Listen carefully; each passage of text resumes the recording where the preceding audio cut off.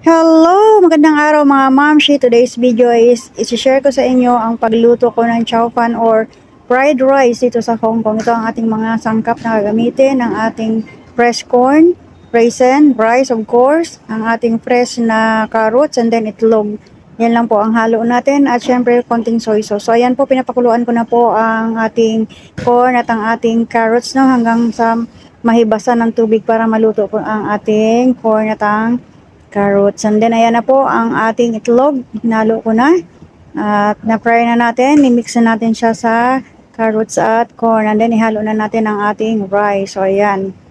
And then, after natin na ma-mix ng rice, ilagay na natin ang raisin. So, ayan na yung pinakalas ng raisin. And then, maya-maya, ilagay na natin ang soy sauce. Soy sauce lang po ang kanyang pampalasa. Wala nang iba. So, ang ating fried rice dyan sa Philippines ay buhaghag, no? Dito naman sa kanila ay mas gusto nila ang malagkit.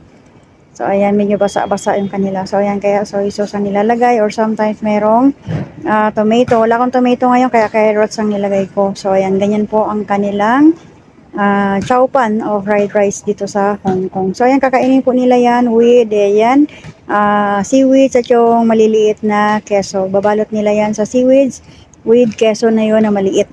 So, ayan po ang mga pagkain dito sa Hong Kong. Try nyo po dyan sa Philippines nang maiba naman ang ating sinangag. Okay, thank you for watching. Have a nice day. God bless us all and please don't forget to follow, like, and share my video. Thank you.